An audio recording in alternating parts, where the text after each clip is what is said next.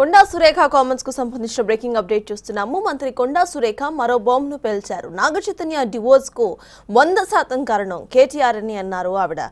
Convention కూల్చివేయకుండా ఉన్నారంటే సమంతకు తన దగ్గరకు పంపాలని కేటీఆర్ డిమాండ్ చేశారని అన్నారు కొండా సురేఖ. సమంతను వెళ్లమని నాగార్జున వాళ్లు ఫోర్స్ చేశారని ఆమె చెప్పారు. అందుకు సమంత ఒప్పుకోలేదని అన్నారు. దాంతో తమ మాట వింటే నిన్ను లేకపోతే వెళ్ళిపో అని డివోర్స్ ఇచ్చారని కొండా సురేఖ ఆరోపించారు. ఇదే ఇండస్ట్రీలో అందరికీ కూడా తెలిసిన విషయమే అని కూడా అన్నారు ఆమె. అంతేకాకుండా కేటీఆర్ వేధింపులు తట్టుకోలేకనే 2-3 హీరోయిన్స్ పెళ్లిళ్లు కూడా చేసుకున్నారని కొండా సురేఖ సెన్సేషనల్ కామెంట్స్ చేశారు.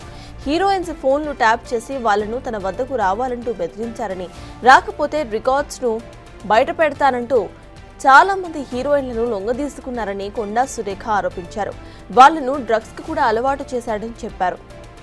అందుకే డ్రగ్స్ కేసును, ఫోన్ ట్యాపింగ్ కేసును తమ ప్రభుత్వం సీరియస్ గా తీసుకుందని అన్నారు మంత్రి కొండా సురేఖ.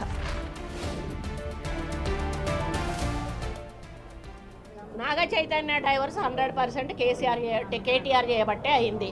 ఎందుకంటే కన్వెన్షన్ హాల్ని కూలగొట్టొద్దు అని అంటే సమంతను నా దగ్గరికి పంపాలి అని చెప్పి ఆయన డిమాండ్ చేశాడు. సమంత గారిని వెళ్ళమని చెప్పి నాగార్జున వాళ్ళు ఫోర్స్ చేశారు. సమంత నేను వెళ్ళను అనింది. వెళ్ళను అంటే వాళ్ళు చెప్తే వింటే విను, లేకపోతే వెళ్ళిపోండి డైవర్స్ ఇచ్చారు. అది ఓపెన్ సీక్రెట్. అది అందరికీ కూడా ఇంటర్నల్గా మీడియా వాళ్ళంతా వాళ్ళకి ఎవరికి ఇండస్ట్రీ వాళ్ళందరికీ కూడా తెలుసు. ఈరోజు సమంత జీవితం అన్యాయం కావడానికి 100% కేటీఆరే కారణం. అదేవిధంగా 2-3 హీరోయిన్లు పెళ్లిళ్ళు కూడా చేసేసుకున్నారు.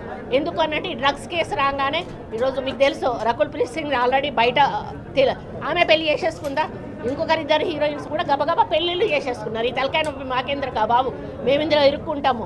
ఆ రోజు ఆయన అధికారం ఉండి ఈ విధంగా వాళ్ళ ఫోన్లు ట్యాప్ చేసి వాళ్ళు ఎవరితోటన్నా సీక్రెట్గా మాట్లాడుకున్న వాటిని రికార్డ్స్ని తీసుకొని ఆ రికార్డ్స్ను వాళ్ళకి వినిపించి బెదిరించి, ఇగో ఈ రికార్డు మీద ఉంది నా దగ్గర, మీరు కానీ రాకపోతే ఈ రికార్డు నేను బయట పెడతా అనే పద్ధతిలో చాలామంది హీరోయిన్లను లొంగపరుచుకున్నాడు. వాళ్ళందరినీ డ్రగ్స్కి అలవాటు చేశాడు. ఈయన కూడా డ్రగ్స్ వాడాడు.